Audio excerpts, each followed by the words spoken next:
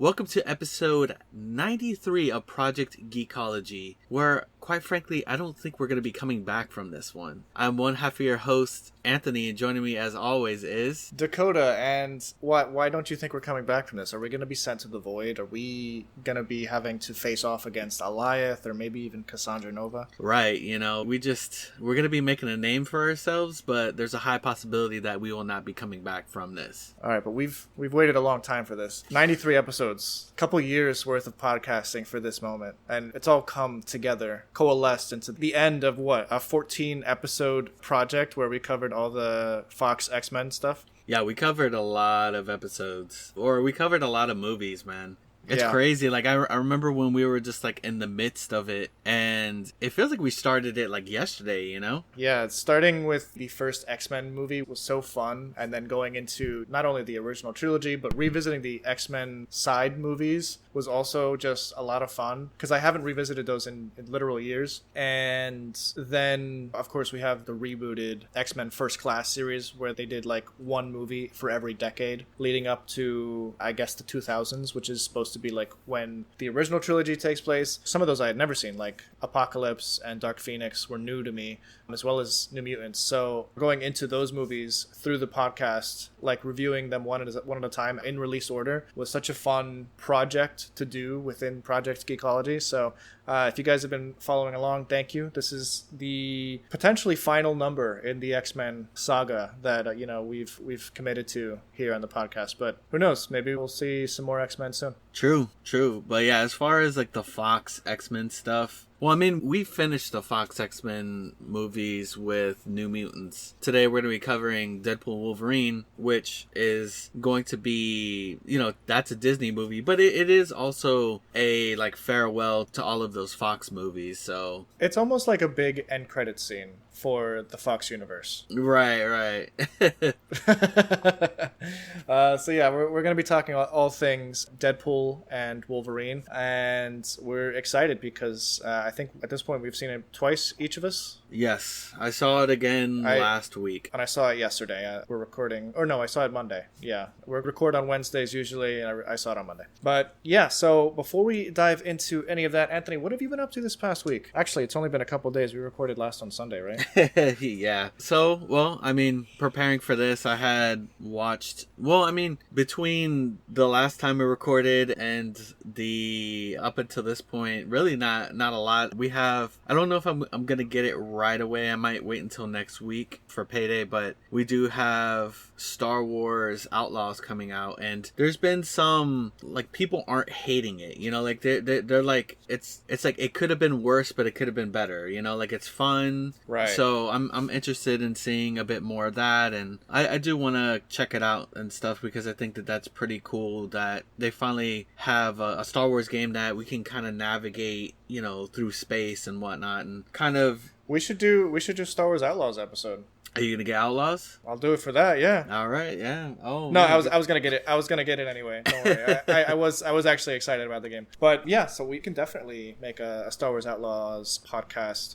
Is that something you want to do like next week, or you want to? No. Yeah, I want to give that a little bit of. We've got to give it some time to marinate and be able to play a little bit before we can actually... Gotta let that percolate. Right. Yeah. To really give ourselves a chance to really formulate our opinion on it. And yeah, man. Yeah, I think that would be cool. I think it would be fun to cover. It's been a while since we've covered a video game, so... What was the last one that we covered? Was it Kingdom Hearts? No. Overwatch? Was it Kingdom Hearts? It's been so long. Or I think the last one that we did was the mini-sode that I did on Overwatch 2. Okay, that makes sense. Oh, I did do a Monster Hunter one. You crazy cat. I did a Monster Hunter one. I did a Halo one. Yeah, so I think... All right, so we've got a couple mini-sodes in the bucket for you gamers out there. We're going to do a Star Wars Outlaws podcast soon. Hopefully within the next couple weeks. Probably not next week, just because we want to give ourselves some time to, play through at least most of the game before diving into that. But yeah, I Did you have anything else to say before you turned it over to me? Oh, no. Really just kind of looking forward to that. And I've been... Oh, well, we did have... I haven't gotten that yet, but we did get... The new expansion for World of Warcraft came out on the 26th. Oh, okay. What I remember hearing the news a while back that they were releasing 3 expansions in quick succession. Is this one of those 3 expansions? Right. This is the first of those. How are people taking it? How are people like enjoying it? I haven't looked too much into the reception of it. I'm pretty sure that there are some opinions on it. I haven't really looked too much into that, but I mean, one thing I know for certain is that PC gamers have opinions. Oh yeah, absolutely. Oh yeah, and sometimes they're not the prettiest opinions, not the people. Prettiest opinions. Cool, man. I want to potentially check that out. I have to dive back into World of Warcraft at some point, so might have to play through that. Yeah, I've been wanting you to, so that'd be awesome if you did at some point. Heck yeah.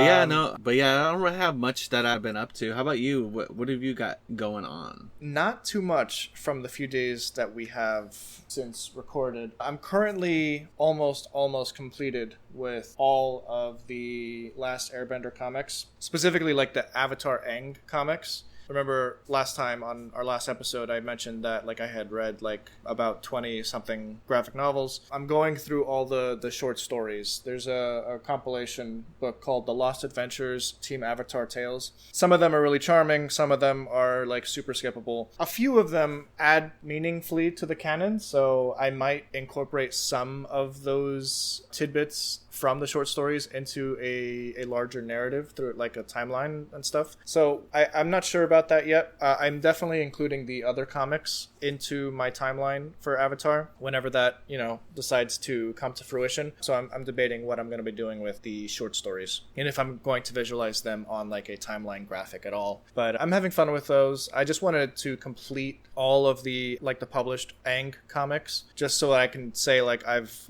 reached that milestone. I've never done it before, so. Nice.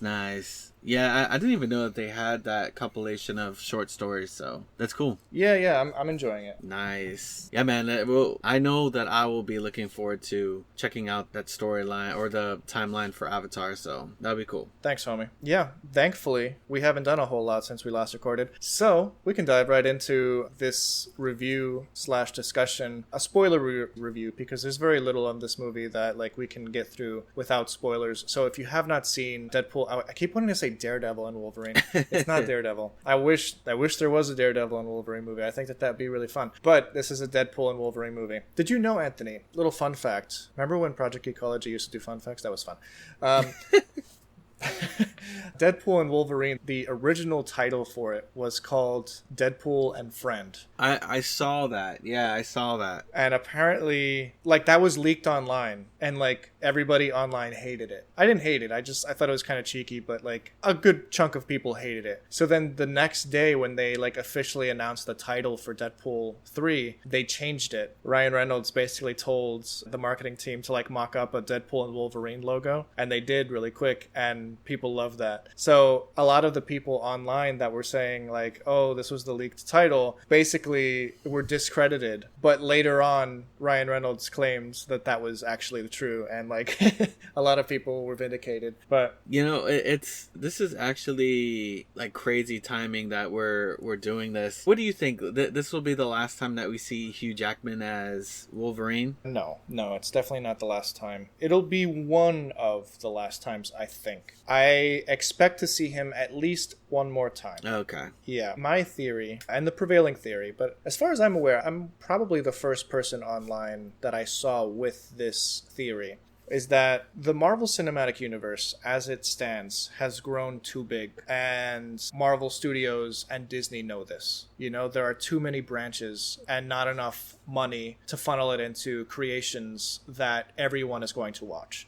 Which is why so many of the movies and shows lately have been hit or miss. Right. And some have been like outright flops at the box office or on Disney+. So the end game for the Marvel movies as they stand, and this is my personal theory, is that once this multiverse saga ends in Secret Wars, they will reboot their entire universe. Oh, you think so? narratively, I think they'll reboot the entire universe. It won't just be like a flat reboot. It'll be like something in the movie is restarting or reestablishing what canon is. And this will be a good opportunity for, characters from the Fox movies, the characters from like the Tobey Maguire movies, some of the Sony movies, Ghost Rider and stuff like that. This will be a good opportunity because in the comics, Secret Wars was an opportunity for them to merge universes. And in the comics, it was literally a way for them to define what is canon moving forward. I think they're using that in the films as well, and in their cinematic universe as well. So I think there will be a MCU 2.0, basically, where some of the newer actors will remain. Some of the actors that wish to stay on will. Maybe we'll see more of people like Benedict Cumberbatch as Doctor Strange and newer actors like the girl who plays America Chavez and Miss Marvel and all those people. I think that the younger actors are likely going to stay, but some of the actors that have been into this universe going on 15 years, by the time Secret Wars comes out, it'll be almost 20 years that they've been in this universe. They're going to want to move on, and they're going to age out of their roles. And I think Marvel wants to keep this going as long as they can, so they're going to have to get new blood. They're going to need a new Thor. They're going to need a new Hulk. They're going to need a new Iron Man, So yeah, they're going to want to have kind of like a clean transition rather it being like a just straight up recasting. Right. So this will be a good send off to a number of different characters. And I think, having Hugh Jackman there one last time as Wolverine will be a great opportunity, a great opportunity for him to maybe interact with Tobey Maguire and, like the original Hulk or whatever. I think that could be a really it'll be crazy and it'll be hectic, but I think it'll be fun, and I think it's necessary for Marvel moving forward. So talking about Hugh Jackman, he's been on this whole adventure as, Logan, Wolverine, that I kind of looked back at what he did prior to that, and dude, he didn't do much. He was a rather unknown. Yeah, he was unknown. So the reason why I kind of looked back into it because I was looking on YouTube and it was like a video of a TV movie of Oklahoma, and I was like, wait, is that Hugh Jackman? Hugh Jackman is in Oklahoma, and wow. This was the year prior to him being Wolverine. This happened in '99, and then we got that in 2000. So, but yeah, as I watched a little bit, I was like, yeah, that is him. So I dug deeper to see what else he had done. Dude, he didn't do much at all. He had some like minor roles here and there. The role that he had in Oklahoma was one of the leading roles. But yeah, no, like nothing huge like Wolverine. Yeah. The role of Wolverine definitely changed his life for the better. It turned his stardom and just pushed him into the stratosphere. I think that even though he was ready to be done with the role of Wolverine once Logan came out, that was a good 15 years of his life that he had been working on that character. More actually, because he started work on that movie, I think in 98 or 99, and Logan came out in 2017. So yeah, he had a good almost 2 decades worth of time spent in that character, in that headspace. So I think it was easy for him at that time to let go of the character.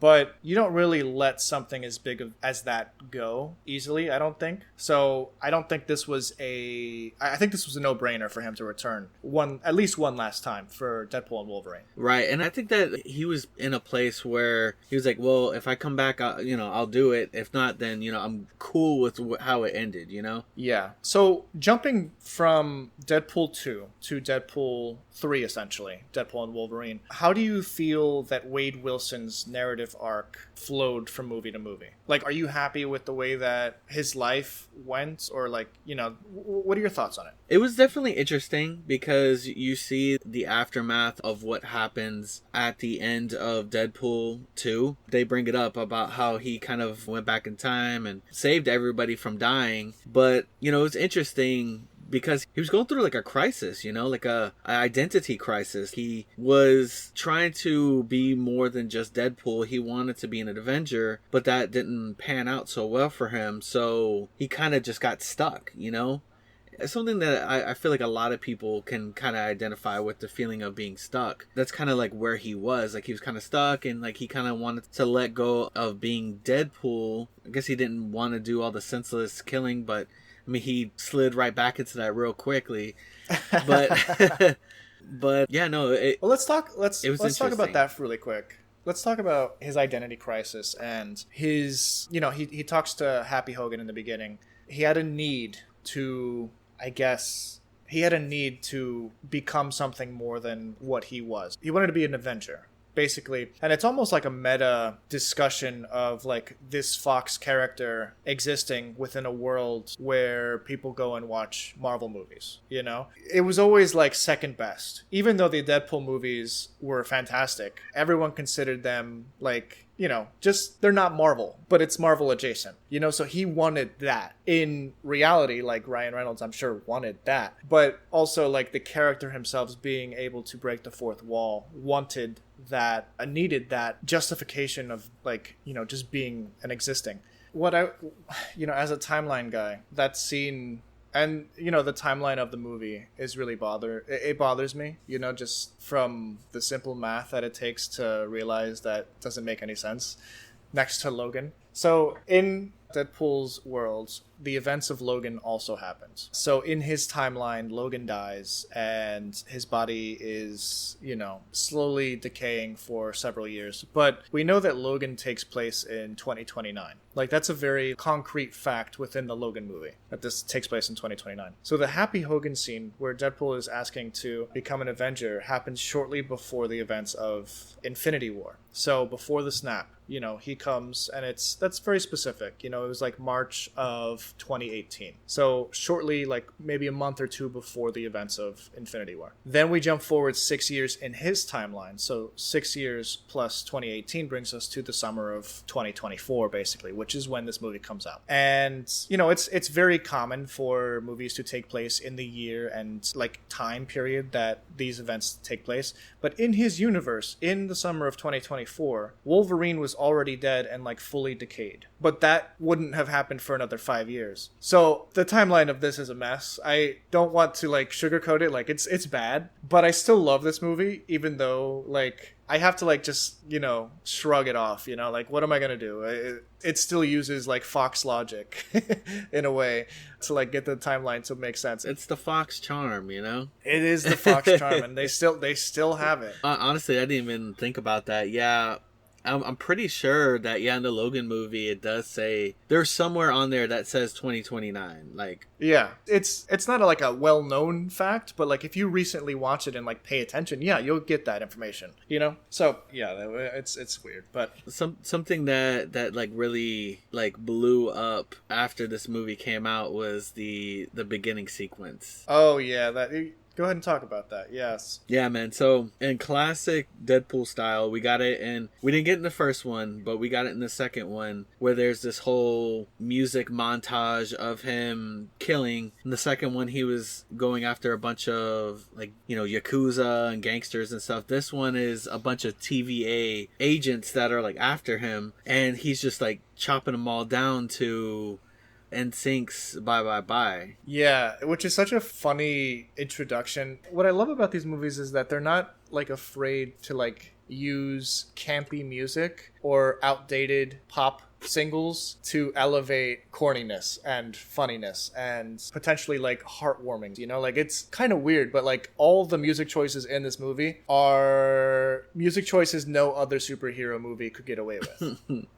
Like, it's a Deadpool thing. But, hey, man, you know that after this Deadpool movie that song was charting again, man. You know what else was charting is Like a Prayer. Oh, yeah. Yeah, that was... I still have that stuck in my head. Yeah, it's crazy. After that movie, I was like, oh, my gosh. Like, I heard that song everywhere, dude. It was like an earwig. It got stuck in everybody's head. And then, like, a lot of people were telling me, like, oh, yeah, pretty much, like, almost all the song choices. Like, I loved the soundtrack, Come on, dude, Deadpool. And, like, like the placement of these songs are so, it's the Deadpool charm. It makes sense within a Deadpool movie, Yes, I totally agree. And it was fun with that opening montage, or they were also like doing the introductory credits, like director Sean Levy, produced by, while he was using adamantium pieces of Wolverine's skeleton to cripple and kill like numerous TVA agents, they cut that with like him doing the actual dance from the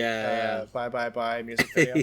It's fantastic. Yeah, it was hilarious. I think my favorite Deadpool movie that did that whole like funny intro credit thing was the first one, because it was just like, oh, some guy, like it didn't say any actual names. It's just like, some guy that, so and so. I forgot about that. So that was like one of my favorites, because it was just like absolutely ridiculous. But as far as like intro sequences with like music and stuff, like this one was like it does take the cake. Though I will say Deadpool 2 did really good also, because I mean it was a montage to 9 to 5 Dolly Parton, bro. Yes, that was great. That was really fun. And what I liked about the beginning, it was also a bit of a metatextual like discussion with the audience, because it was definitely metatextual. So when this movie was first announced, and when Hugh Jackman was announced to, reprise his role as Wolverine, they answered the question in an interview like, will you be respecting what happens in the Logan storyline? And they're like, oh yeah, that movie is, like we hold that with the utmost respect. We're not gonna be changing anything. It's gonna be, we're in good hands there. This is a different version of Wolverine. And like the first thing that that Deadpool says is that, will we respect what happens in Logan and like the most perfect death of that character? And he goes, absolutely not. So it was like a direct lie that they told the audience like a year and a half ago, as opposed to like what we actually see in the movie. So I thought that was really fun. Dude, this movie was a really fun movie, and there were so many cameos in this movie, bro. Yeah, it almost like, were they even I think, Jon Favreau's Happy Hogan was kind of a cameo. I would consider Sabretooth a cameo. I would consider Sabretooth a cameo. I would consider Chris Evans a cameo. Yeah, dude, that was so funny. It was funny when Chris Evans came out and he thought that it was gonna be Captain America, but it was really Johnny Storm. I was like, dude, but that was perfect. Like, it had to be Johnny Storm. I kind of guessed it was going to be Johnny Storm when we he was like covered in like that shawl or whatever, and as soon as he started cursing, I was just like, that's not Captain America. Yeah. Deadpool wasn't convinced yet. He's just like, oh, he's about to say Avengers. And then he goes, flame on, and I clapped, dude. That was a clap-worthy moment in the movie theater for me. Because I still love those movies. I haven't seen them in probably over a decade at this point, but I hold them dearly to my heart because I grew up with them. It's been a while, man. Maybe we should have included those movies too. Should we jump back in time and watch those now? I was like, X-Men's over. Now we're going to Fantastic Four.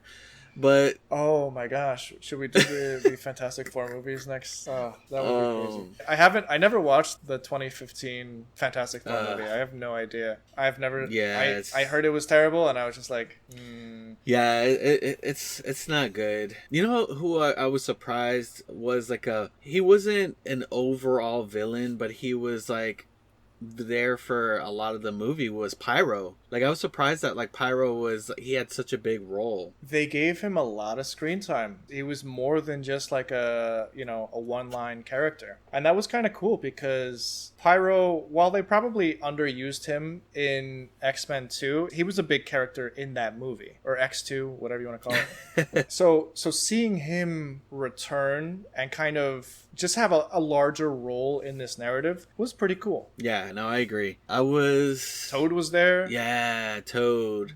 But it wasn't. I don't think it was Ray Park. Yeah. That would have been crazy if it was. Like, if he had like reprised that role. And yeah, we had. Now, I think, and don't hold me to this, but because most of the original cast of the X-Men movies, Besides Wolverine, none of the other X-Men were there. I have a feeling we're gonna see them show up in Secret Wars. You think so? That's my thought. Oh, yeah. that'd be crazy. You know what was really cool is that, I mean, the cameos were like more than just like characters, but like some of the vehicles. Like, didn't you see like the Fantastic Four transport that they were driving in? Yes. I thought that was like really cool. Some of the other vehicles that were there. Did you ever watch Moon Knight? I don't remember if we ever. So in Moon Knight, I think it was the first or second episode, he wakes up driving a cupcake van in like another persona. The cupcake van was one of those vehicles, and I believe I didn't even remember that. It's been so long since I'd seen Moon Knight. Red Skull's like automobile was in it, but they had like painted over it a couple times with like other whatever Mad Max type stuff. It was really crazy how heavy the Mad Max vibe was, and even like even Deadpool made a mention of Mad Max. Yeah, a couple times. Like he made like a Furiosa comment. He's like, we can't really talk about Mad Max because that's IP infringement. Yeah. But then he did it a couple times throughout. Yeah, that was interesting. It was because we had seen the Void before. We saw it in Loki, but like we didn't see it in this capacity. So it was interesting to see that there was like this whole society in there, and it wasn't Not just a a bunch society. of like Lokis. Yeah, we didn't see a single Loki, believe it or not. What I love about what they did with the Void is that they expanded it where it's not just a graveyard, like a Mad Max type graveyard like we saw in Loki, but there are different areas and like realms within the Void. Like there's a whole like cornfield area, there's a whole like forest area. Right. There's like different biomes. Like it was interesting. It was kind of cool, and I appreciated that. Loki had a huge influence on this movie, and I think that's because they explored the multiverse so well and the timelines so well that this was kind of just the natural fit. We take that formula, inject the movie with a couple TVA and Void things, and wrap this multiverse story around those rules, basically, with a couple of new rules and thrown into the mix that some people dislike, and I don't really have too strong of feelings either way. Like they introduced the concept of anchor beings, which is like a character that is so important to the timeline that when they go, their timeline starts to slowly crumble, which I kind of like. It's silly and it doesn't really make much sense when you really think about it, but it almost kind of parallels like the MCU. And ever since Iron Man died, it's been a slow downhill a slowly decaying universe. So it's almost kind of, again, metatextual in that respect. And they do mention when he's bringing Wolverine and inviting him to the MCU, he's basically like, welcome to the MCU, you're coming in at a bit of a low point. yeah. I did like the mentions of when he gets brought into the TVA and they're talking about like, oh, your timeline is decaying, we're bringing you in, and just like very subtle, just like, is it going to be cinematic? Is it something to marvel at? And then like when he's like, suck it, Fox, I'm going to Disney. It was so funny. It wasn't subtle. Even like the like when he's fighting Wolverine, like in that first scene where they're fighting each other, like you see like the Fox logo like buried in the sand, almost like Planet of the Apes style. It's a lot of fun. I think that's what they were going for in that scene. I think it was very like Planet of the Apes / Mad Max. Yeah, definitely. So another thing that I really liked that they brought from Loki was Alioth. The void eating cloud. Oh, that's right. Just eats everything that shouldn't be there, and it like just sends it into non-existence. So I really liked when Chris Evans mentioned that Alioth was going to be there, and Deadpool goes, Alioth from Loki season 1 episode 5. Yeah. Dude. It was so specific. I love stuff like that. It was so funny. So in that moment when they first meet, oh my gosh, what's her name? Cassandra Nova. When they first meet Cassandra Nova, they escape. And I think that was Iron Man's like first prototype of his armor. I couldn't tell, honestly. It almost, I wasn't sure if it was like an Iron Man suit or like some Ultron variant or maybe even like the leg of a Sentinel. I couldn't really tell. But it had propulsion, and it was able to get them safely away from Alioth and Cassandra Nova. Let's talk about Cassandra Nova a little bit, because she's crazy. Yeah, she is. Like, a lot of people thought that she was a very like basic villain, but yeah, she's just evil. She's evil for evil's sake, and she's evil because she's crazy. She's literally like chaotic evil. That visualization of her like literally entering your mind with her, you know, like by getting her fingers dirty and like her like kind of like moving her hands around in your face. I think that's the first time we've ever like really visualized anything like that in CGI, and it felt like a really new and refreshing use of CGI in a movie. You know, like it was just such a new looking and it looked so thing, it looked painful, dude. Oh, it looked so uncomfortable, and it makes your skin crawl. There's no way you can watch that and not be like uncomfortable, which is exactly what they're going for. Yeah, definitely. Yeah, she was interesting because she's the sister of Charles Xavier. Yes, they were twins in the womb, and for whatever reason, at birth or in the womb, I'm not really sure, the TVA... it has to be at birth, I guess. Yeah, it has to be at birth. The TVA sent her into the void. They pruned her out of existence. So Charles Xavier never knew that she existed. And I like that moment where they get the opportunity to kill Cassandra Nova, and she's currently bleeding out. Right. And they have Juggernaut's helmet on her, so that's like blocking her powers. Right, and then Pyro comes and shoots her. A few times. Yes, so she's bleeding out, and Wolverine basically, you know, comes to his senses at that moment and realizes, like, Charles would never let me do this. Charles would never want me to do this. Yeah. Even though, like, I want to do this. This is not what Charles would have wanted. And he kind of tells her that, like, you know, if Charles knew that you existed, he would have ripped through the fabric of time to save you from this hell, you know? Yeah, which is, like, true. Like, Charles would have done everything he could have to find her. Because he would have been like, I have, you know, a sibling. I've, you know, he does that for people he's not related to. So imagine, like, you know, the sister that I didn't even know existed that was taken from me, that, you know, like, I need to go find her. I need to go save her. Yeah. He definitely would have. Yeah, I liked that moment, too. Because there was definitely some, like, just, like, that moment had so much weight to it. It's interesting that she mentions that she's received, like, several Charles Xaviers that have popped up on the timeline, like, in the void, and she's, like, dispatched with them, as she normally does. So, yeah, she's evil, but, like, none of those individuals were necessarily, as far as we know, looking for her to save her from that reality. So, yeah, I think that's pretty neat. Let's talk a little bit about some of the other characters that, you know, some people are calling them cameos. I almost feel like they're not cameos because they have an extended use within the film. Like, they have, like, an actual purpose right to extend the plot. So I guess, like, in a way, like, you know, an extended cameo, because they're not, like, a main point of the film, and they're not really in most of the film, and they're meant to be nods to the audience mostly. Yeah. It was fan service. Yeah, it was fan service. Let's talk about them. We have Elektra, played by Jennifer Garner. Right, and so we knew that she was going to be in there. Or some people.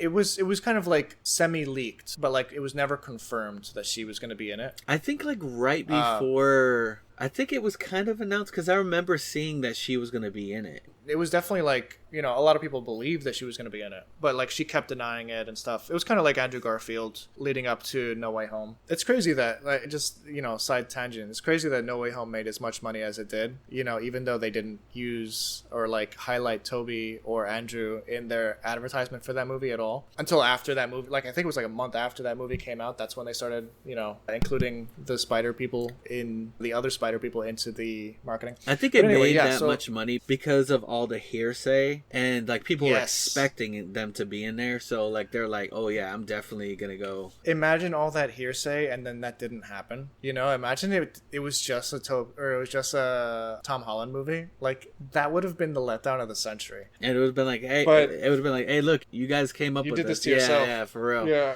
But yeah, so we had Elektra. We knew that Laura X-23 was going to be there. They did put her in the trailer. They actually released a trailer with her in it. So a couple days before the movie, which was kind of weird, you know. Like, why did you wait until that like last minute? But it doesn't surprise me that she was in it. Like if she wasn't in it, it would have been like as a narrative anchor to the events of Logan and to the character of Wolverine. Her appearance in that was kind of necessary, just to like get him right back on track. Right. Just like she got him on track in Logan. So I really loved that cameo. It's fun seeing Daphne Keane so much recently. Like I know, right? Yeah. It's nice that she has a little bit of a resurgence in acting. I don't know if she quit acting for a bit, you know, just like grow up. I know a lot of child actors do that and then they go back into acting afterwards, but I haven't seen her in a bit. So it's been nice. She does really well. Like she did really well as X-23, like when she was 12, and I felt like she still had that. She definitely has grown up, and like she has more of like a grateful heart for what Logan did for her, and so like you can tell that she doesn't have like that anger like she did before, but she still has that fire in her, you know. Yes, we have probably my favorite in this movie was the mix of the musical cue like dropping as Wesley Snipes' blade walks into the room, and it's just, for lack of a better term, like the most badass mic drop in the entire MCU. Nobody expected it. Like so Wesley Snipes is, you know, rumored to heavily dislike Ryan Reynolds. So they did have some beef on. I looked into it. They had some issues on the set of the Blade movie. That was it, Trinity, or I think it was Trinity. Yeah. So yeah, Ryan Reynolds was in one of those Blade movies, and yeah, they had some issues. Well, it looks like since then that beef has been squashed. They kind of make fun of it a little bit too. They do. They mention it briefly. But yeah, dude, Wesley Snipes is such a perfect cast for Blade. Dude, he's just too good, man. Like he's too good. When was the last time we saw this man as Blade? And he just like he's slotted into that role like as if he's been playing Blade for the past 20 years. Dude, we haven't seen him for a while. I think it's been 20 years, dude. Hold on. I just downloaded this movie. Blade Trinity was 2004. So it's been 20 years since this character's been on screen. Nuts. So it's cool that they, like, I guess, you know, down the line, I'm pretty sure it's been a while that they kind of squashed that beef, but it was cool to see that he was in it. They kind of like made fun of that a little bit, but dude, when I saw Blade in there, I was like, what? Dude, like that was the most exciting cameo or like appearance that was in that movie, because I was not 100%. Expecting it at all, dude. Like, dude, of all people, Blade. And then we got your boy Channing Tatum as Gambit, and you know, so that's like a bit of a nod to that Gambit film that was supposed to be done, right? So it's not a little nod, it's a huge nod, you know, to the fact that, you know, for the longest time, you know, there are always like these actors that have these passion projects that just never come to fruition. And, you know, there's a couple of them, like Dwayne Johnson or The Rock. He wanted to play Black Adam since like the inception of the DCEU, and only recently was able to make that come to fruition. So that took almost a decade. Gambit is one of those characters. Like Channing Tatum was trying to get Gambit off the ground for a while. He was really into this character, and it never came into fruition. And they like make a jab at that in this movie where they're each like talking about like, you know, when they were brought into the void, and he goes, I think I was just born here. I don't remember anything else. Dude, that was hilarious.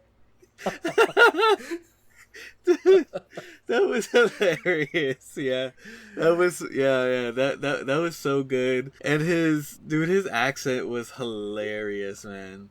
It was so bad, but like purposefully bad. I loved it. I really, really loved that. And I love how Deadpool made a comment on that too. Like he's like, "Who's your dialect coach?" Yeah, several. Like And throughout the movie, he's like trying to understand what Gambit's saying. Like there's the scene where they're in the car and Gambit's talking about like how they're gonna get into this place, into Cassandra Nova's, fortress that happens to be the dead body of Paul Rudd. And he says something and it's really incoherent. And Deadpool's like, what I think he's trying to say is we're gonna have to blow our way in there. And that's also probably the scene where one of my favorite lines in the entire movie is where they talk about like, oh yeah, there's been a bunch of Ghost Riders that have popped up and a bunch of like Punishers, or I don't think they mentioned Ghost Rider. They mentioned a bunch, like 5 Punishers, and then Wesley Snipes goes, "There's only ever been one Blade. There's only ever gonna be one Blade." Yeah. Which is such a jab, dude. Like, because Marvel's been trying to get their new Blade movie off the ground they announced it like, I think, pre-COVID at this point, and it's just like in production hell. Like they haven't started filming. They have the actor. They've had Mahershala Ali attached to that role for a while now, and all he's done is like he had that like one line at the end of Eternals briefly, and the second one has been axed. Yeah, so he's not going to be in Eternals. Well, I don't think he was ever going to be in Eternals 2, but like what we got at the end teased of in that. Eternals, we'll never see, probably, or maybe in some other projects. Yeah, maybe like a Black Knight mixed with Blade type movie. I don't know. I would love to see another Blade with Mahershala Ali. I think he's a fantastic actor. But I thought that line that Wesley Snipes said was almost like personal, like how dare you try to like right yeah. I'm still here. Why are you trying to take this role? I'm gonna be honest with you. It's gonna be tough, man. It's gonna be tough. And do you think, because we got one cameo that we didn't and this is definitely a cameo, but one cameo we didn't talk about, and this is a Wolverine cameo, is Henry Cavill as Wolverine, and he called it the Cavalry. Okay, yeah. The Cavalry. Dude. He's like there were rumors.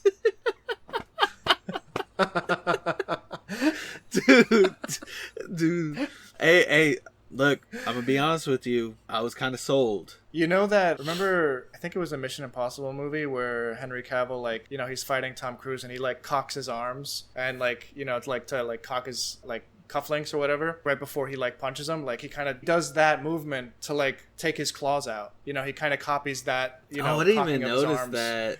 Yeah, I thought that was great. Also, like they mentioned, like, we're gonna treat you way better than those guys across the street did. And then we got a lot of like different nods to like when he was going through, because Deadpool goes through like these different universes to find it, to find a functional Wolverine, right, to become the new anchor being for his universe. And we get all these like different ones. We get the Wolverine in like that brown and like kind of orangish suit, where it's the Wolverine versus Hulk one. Yeah, the original Wolverine outfit. Right. Which and then and then the Hulk actually shows up briefly, like, and you see him reflected in the claws, which was so cool. So I would love a Wolverine versus Hulk movie. That was really cool. And even if it's like animated, I feel like that would be so the cool. One where he's kind of like a spy or something like that. The one he's like in a suit with the eye patch. Yeah, I think he calls him Patch. Yeah. I know we've all seen that cover, the one where he's like nailed up on the X. Yes, in a sea of skulls. Like, how do you even get into that position? Right. Whenever when I saw that scene in the movie, it reminded me of that one scene in Smallville with Lex Luthor. Yeah, where he's surrounded by like the skulls of millions. Yeah. And like blood is raining down the sky. Oh, dude, Smallville's so good, dude. that is changing over to Smallville. But it was interesting to see like those different ones. I like the short Wolverine. The short king, yeah. He's like, did you stick the landing when he jumped off the seat? Dude, Ryan Reynolds he was so unhinged in this film, but it was so funny. But it was interesting. There was a lot of Deadpool Wolverine bumped heads a lot, and like that made sense to me. Like I was not expecting them to be on board like right away, because Wolverine's like, he's not about games. Like he's just like, it's about business, right? Deadpool is about business and games. He likes to play games while he's doing business, Yeah. And so, that's not going to mesh well with Wolverine. So there's a lot of fighting. That fight in the van was hilarious. Yes, and I love that that's how they were discovered by the others. Oh, and kind of taken into their lair. Dude, Deadpool was wrapped up in some seatbelts.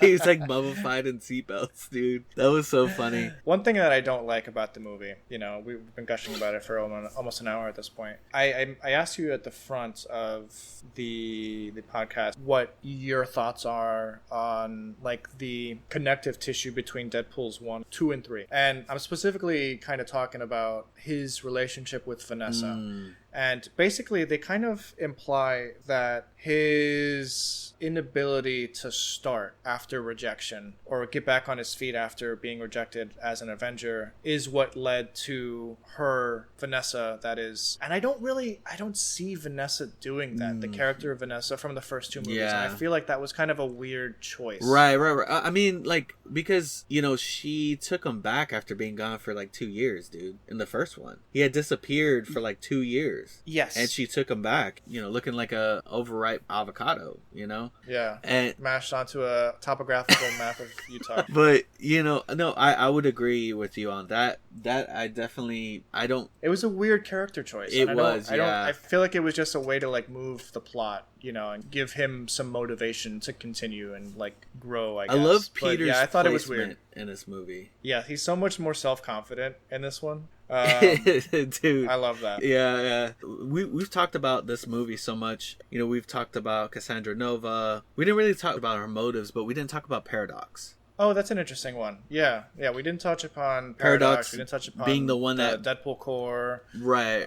Oh yeah, that's true. Paradox being the one that brings Deadpool into the TVA, and yeah, so Paradox kind of wants to be the guy that makes the decisions on whether a timeline lasts or it's over with. So he commissions this thing called a Time Ripper to be built and brought into Deadpool's world. And so, Deadpool, that the whole reason why he's going to these different worlds to find a Wolverine, an anchor Wolverine, is because he wants to replace the old Wolverine so that his world, his universe doesn't get destroyed. And so that doesn't pan out well for him, because then you got Cassandra, which, we talked about her being evil. She pretty much gets wind of that, and it doesn't help that Paradox commissioned Pyro to kill her, So now he's made an enemy of her by doing that. And then she's like, whoa, there's a Time Ripper here. She didn't want to just destroy that world. She wanted to destroy all the timelines. She just wanted the void to exist, and that's it. Yeah, she wanted to rule supreme over basically everything that was pruned. Pretty much. And that would have been like everything. Yeah.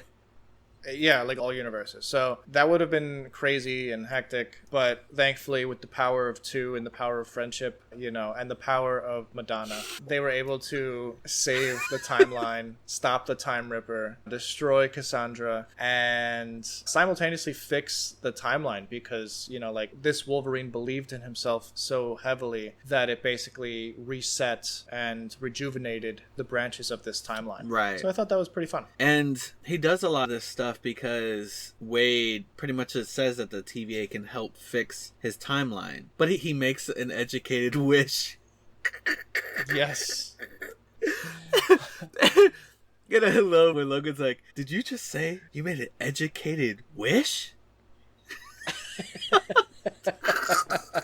Dude, like, I want to like watch it again, like after talking about it. Dude, I know there's so many great moments. There was so many great moments, but yeah, so yeah, there's the Deadpool core that comes through, and yeah, the only good Deadpool is Nice Pool, and the little dog pool. Dog pool is so cute, dude. It's like the ugliest possible dog, but like, right? Just adorable, hanging tongue and everything. But yeah, there's a lot of cameos in the Deadpool core. Lady Deadpool, the one that a lot of people kind of figured was going to be Lady Deadpool, is Ryan Reynolds' wife, and that's who it was, Blake Lively. And actually, their kids are in it too, like Kid Pool, Baby Pool, like. Oh yeah, I heard that. Yeah. Like he made it. It was like a family affair for him. We had Matthew McConaughey, that was like Cowboy Pool. And there's several others that were the different Deadpools. But yeah, man, there's a lot of... They kind of like hid like a lot of these actors. Kind of like what they did with the sequel trilogy of Star Wars. Like, remember, was it Daniel Craig was like one of the...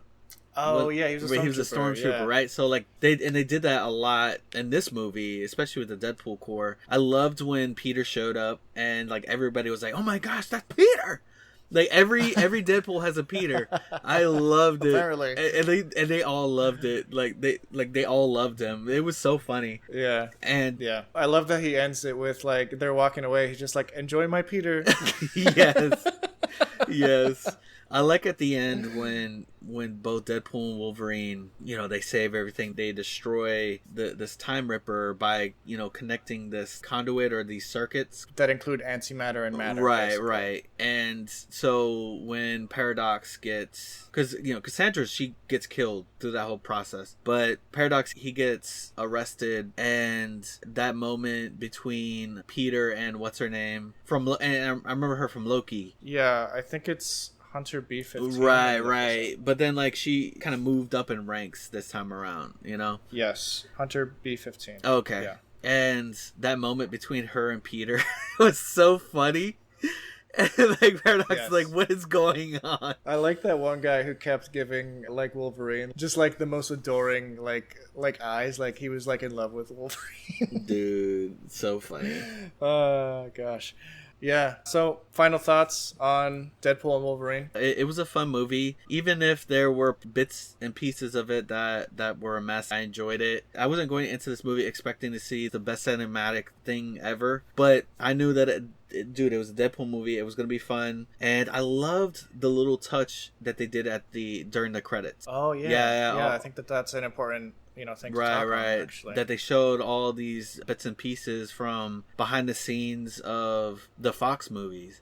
And it was really cool. I really, it was like showing respect for like what came out of Fox, Not everything was amazing, but like they really led, honestly, like Fox walked so that the MCU could run, Totally. Yeah, 100%. And it was nice and just heartwarming to see these actors just having fun. Yes. Like getting to know their characters. Dude, and it was so awesome seeing like some of them again, like, James Marsden, Halle Berry, even like, Chris Evans, like back in his... Yeah. Even the... I wish they showed Deadpool stuff. I mean, not Deadpool. I wish they showed Blade stuff.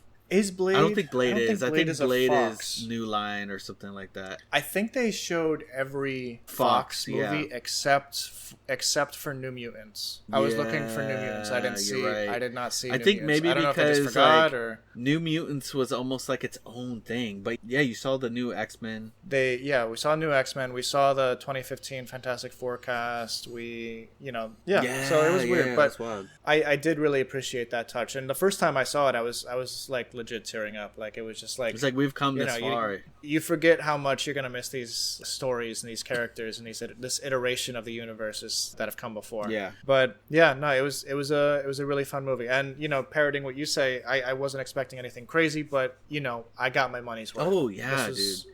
It was such a fun ride, and I would gladly pay to see it again, a third time. And so like it's not every movie that I go to see, I'm like, yeah, I need to go see it in IMAX, and this was like one of those. Yes. Yeah, I totally agree. Guys, thank you so much for listening to us here for our 93rd podcast. This was a lot of fun, as we said at the start of this episode. This has been a 14-part X-Men, almost kind of like a rerun saga for us, a mutant saga going into this film. So we covered all of the X-Men movies from the first X-Men through New Mutants, and then with Deadpool and Wolverine topping it off. And we had a great time. So if you are just catching us now, please be sure to check out some of our other coverage of the series, because a lot of it was really fun. Being able to go back and check out some of those movies again, and some were for the first time, was a lot of fun. Yeah, no, I agree. It was cool going back and watching all of these. Whether or not like they were amazing, it was still fun to go back and watch them. Do we have something planned for next week? I take it all back. Anthony and I just had an off-screen discussion. We're not ending our our X-Men discussion here. We're jumping right into the MCU's coverage of the X-Men with their debut series, X-Men 97, which aired a couple months back. I loved it. Anthony hasn't finished watching it. So we are going to do that next week. We're going to cover the 10-episode series, X-Men 97, which follows up on the first, what is it, 4 or 5 seasons of the animated series from the 90s. You do not have to watch the 90s show to fall into step with X-Men 97. And most likely, if you watch X-Men 97, you're going to want to go back and watch those 90s cartoons. So definitely catch at least those 10 episodes just to, listen in and have fun and not be spoiled, because it's a really fun ride. Can't wait. This is basically our post-credit scene for our X-Men saga. Guys, again, thank you so much for listening to us here for our 93rd episode. If you want to give us a review, please be sure to give us a nice, fat, juicy 5-star review. Yes. And check our socials in the show notes. Yes, you can find us on Twitter, on Instagram, on YouTube. Yeah, on YouTube. Yeah. We are on YouTube, y'all. If you didn't know that, we are on YouTube. I know that there are some of you out there that only like to really listen to your podcast on YouTube. And now we are out there for you. Yes. Yeah, guys, this will not be the last time we talk about the Wolverine. Have a good one. Bye, y'all.